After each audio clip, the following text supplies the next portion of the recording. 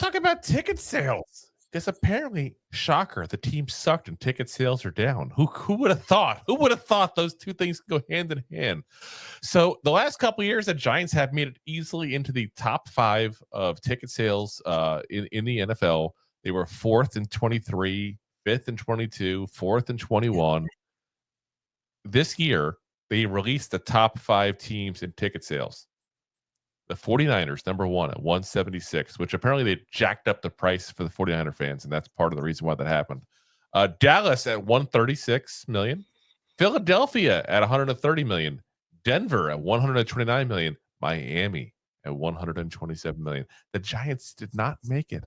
The largest market in the entire U.S. We didn't make it.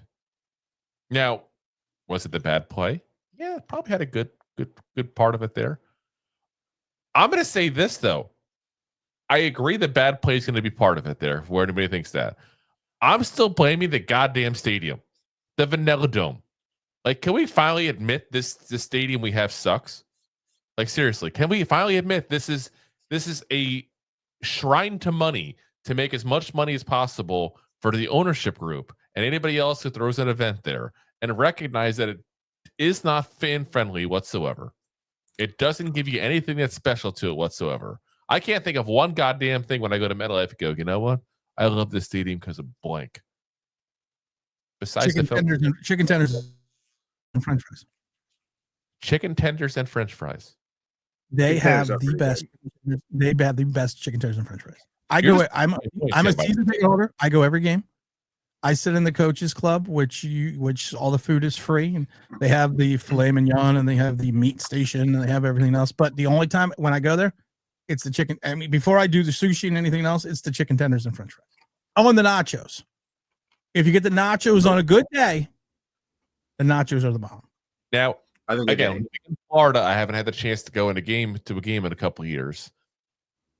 Do they have nachos? Because if not, they are missing out on a excellent marketing opportunity to have nachos, and have Raheem Nunez-Roches sitting there with a bowl of nachos right on the menu. No nachos.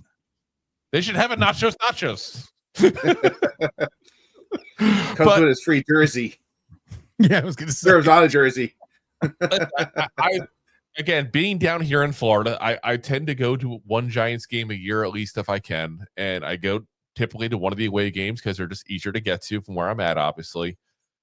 I've been to a lot of stadiums. Every single time I go to the MetLife, I'm just disappointed by the stadium. And this is before the team starts even playing, which is usually a whole other level of disappointment on top of that. But it's like, there's just nothing special to it. You know, you get different areas are going to have different things. Like you go to the Jacksonville Stadium, they literally have a pool. You literally sit in a swimming pool and watch the damn game. You go to the Mercedes Stadium in Atlanta, and it's a beautiful stadium. Good prices on the food. Everything's easily accessible and all. You know, like there's so many stadiums in this league that are so much better than MetLife, and I really wish they would go ahead and just realize they effed up.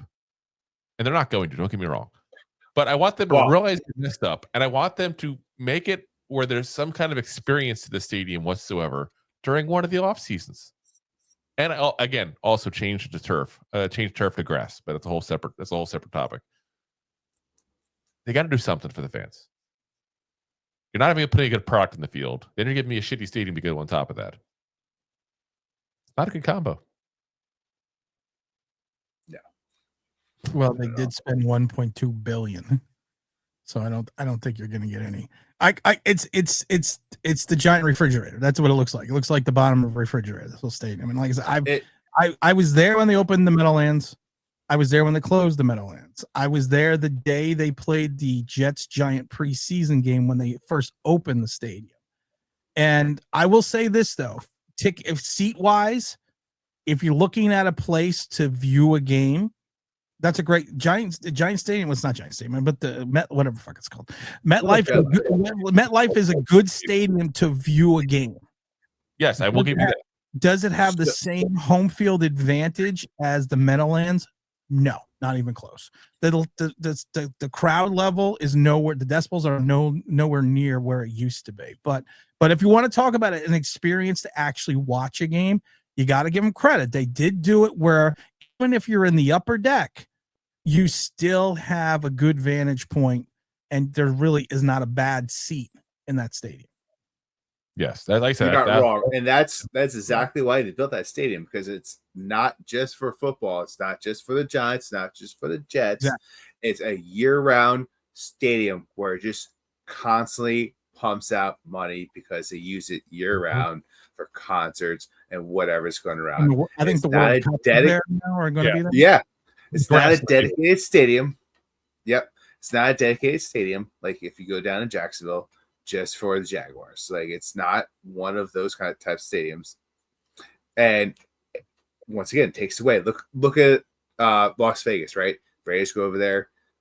The beautiful all stadium. Of the nation, right? Beautiful stadium, awesome stadium, beautiful stadium. But the Raiders is not the reason why they make money. It's because it's in Vegas, and everyone around the world goes to Vegas and they sell at concerts. And you know what? I've been to concerts in MetLife. Awesome show. Just Tim's like what he said, like acoustically, you sit in a great spot everywhere you go. I've been to many. It's fantastic. Just not Rob, the best the football, world or not selling the Giants game. What they could do, that different stadiums do that share stuff, is Sunday when your team is playing, you got to pump out the history. MetLife doesn't do that. And I wonder if part of that is because they don't want to like upset the Jets because they have no history to display.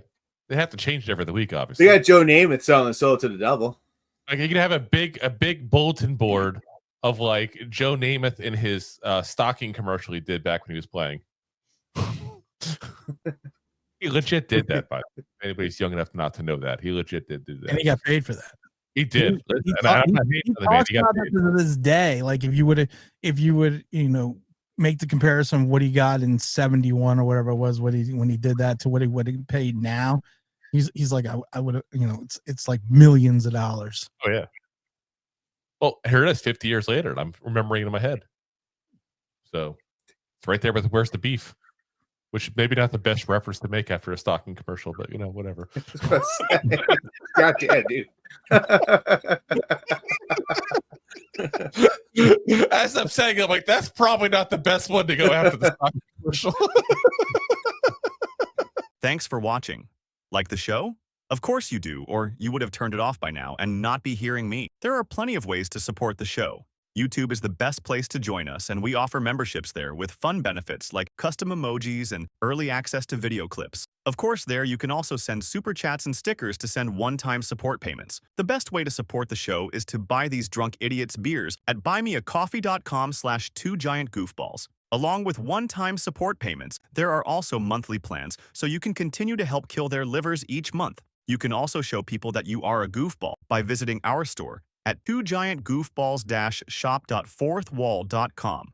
We got everything from shirts, hats, phone cases, funny candles, buttons, stickers, and even a 2 Giant Goofballs towel to dry off your goofballs. Of course, you can always support the show for free by simply hitting the like, subscribe, and share button wherever you are watching or listening to this. Hit the thumbs up on YouTube. Leave a 5-star review on Apple Podcasts. It helps the show tremendously, and quite frankly, the goofballs suck at marketing and need your help to get the word out. Thank you for being part of the Goofball Army and for taking the time out to support the show.